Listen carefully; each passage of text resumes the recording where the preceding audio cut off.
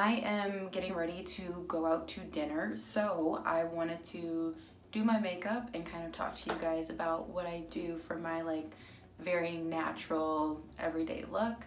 And as you can see, I'm having a beautiful rosacea flare up right now, so no need for blush. Although I will say on a day-to-day basis, I do not put makeup on because who has time for that? And every once in a while you might see another mirror because it's really difficult trying to do makeup here and then look at the mirror behind me.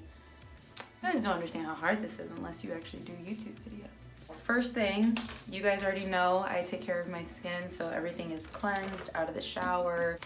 So we're gonna go in first with the Touche Clay. It's kind of like concealer light.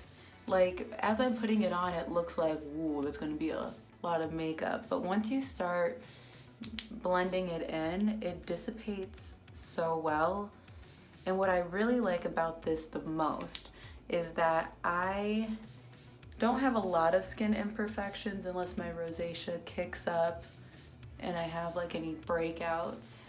It blurs out my imperfections just enough where it doesn't really look like I'm wearing makeup. You can kind of get away with just being like, oh, it's just my skin, because that's exactly what it looks like. So I like to just use fingers from this process because I just find it looks much more natural. And it, could you not, hair? And it just looks a lot better. Skin is pretty hydrated and dewy because before I do any sort of makeup, I like to do several layers of moisture, including oil. I've never overdosed on this product at all. Look at that, you see? That's how sensitive my skin is, you guys. All I'm doing is literally this. And look at that. It'll go away because it's not like it's anything, but it's just like my skin just gets so irritated from the littlest thing. I actually use the 4.5 because there's several colors that they offer, but I like this one because it has a little bit of a yellow undertone, and even though I'm pink, the yellow counteracts the pink a little bit, and also then the yellow helps counteract some of the darkness under my eyes. So I just find it works a lot better than using something that is for pinky skin. Just doesn't look great. Next we're gonna get our medium to ginger NARS, and this is their soft matte complete concealer. Now this is one that I do use a brush with. I just find that it works a lot better with a brush, and I can be super precise. I have any things like I have a lovely scar there. This red spot, I'll just still put something on. Whenever I have something that's a little bit more of a prominent issue, that's when I want to spot treat with a little bit of full coverage concealer. This is going to be one of those looks where people have to look really hard to see if there's anything on your face, and for me that's the goal. I know some people really love a full coverage look. I like the look that if I accidentally have my makeup wipe off because I wiped my eyebrow or scratched my face, there's not this huge difference where it's like, oh my god, half her face is gone now. What I like to do after putting that on the specific spots is press it in, and I almost press it to the point where it's not fully blended. And I know it sounds kind of weird because I find that if I fully blend out this thicker concealer, then I'm losing the coverage that I want. I like to keep the concealer brush with me, clearly. That way, as I'm doing the rest of the face, if I see anything else, then I can quickly just tap it on out. You see, this is why it's so annoying to have curly hair. Do you see this?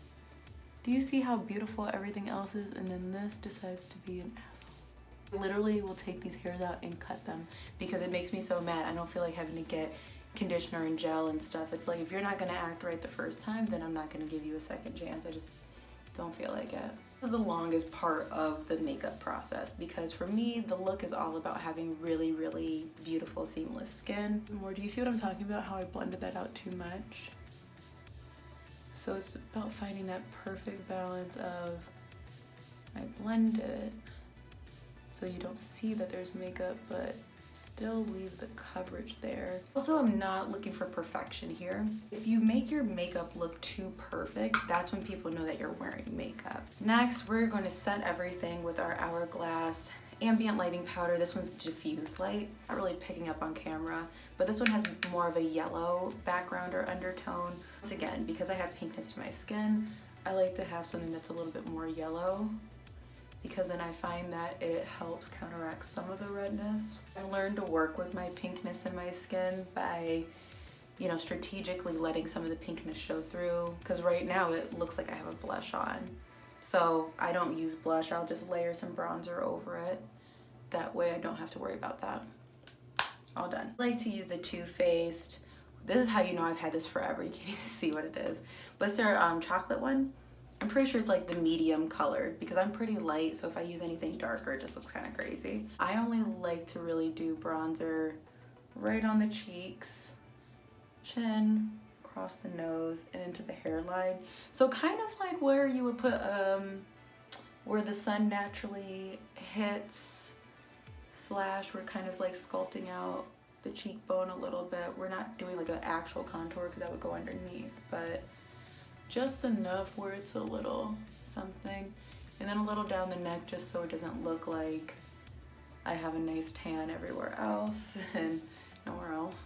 Yeah, just adds a little bit. And as you see, I don't like to do swiping motions a lot of the times. I like to do pressing motions with a lot of my makeup, once again because we don't want to disturb any of the coverage that we just achieved. And I find that swiping can do that. Go in with clear mascara. So the first thing I like to do with the clear mascara is my lashes. I find is that sometimes at the end of the look, I don't really want to put mascara on, but having a little bit of clear mascara makes them slightly darker and separates them so they look really nice. I mean, look, that's only clear mascara and they look really, really pretty actually. Because now that we've put majority of the clear mascara onto the eyelashes, I use whatever is left on there to brush up my eyebrows and kind of set them in place. Really do want this to fully set before I go in with any eyebrow products, otherwise the eyebrow products don't stick as well, they smudge everywhere, it's a mess. I've already put lip balm on, Charlotte Tilbury Pillow Talk, so I like to just do literally one swipe. Rub it together, other corner, rub it together, done. My eyebrows have set enough where I can now go in and do my eyebrows. Two eyebrow products that I like to use are both by Glossier. Of course, it's gonna be the Boy Brow in brown. And then I have the Brow Flick in brown as well. To build out your shape, and because this guy is like a little Sharpie, kind of, you're basically just drawing individual hairs. And since I have my eyebrows microbladed, you can see that they're already very nice. And on top of that, I've been using a little bit of Latisse on my eyebrows on the shape. And we're just really filling in wherever I feel like there's still major gaps. So you see how it's slightly darker and a little bit more right at the end there. And because eyebrows generally aren't perfect, I like to do a double take and make sure that I drew them as even as possible. And with the Boy Brow, and this is something I've done ever since I first started using it, I like to wipe off the excess because I find that this does two things. As I'm doing my eyebrows, will get slightly dried out, and then when I push all the product in there, it gets a little bit thicker, which I actually like because it stays better on my eyebrows because they're really thin. And also, because I already filled them in, I don't need them to be super, super concentrated with the Boy Brow. I really just need this to set and kind of add any extra little fluffiness at the end.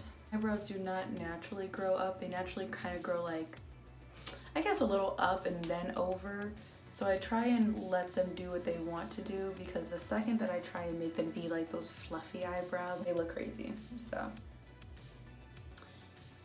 not everything is for everyone, you know? I feel really pretty like this.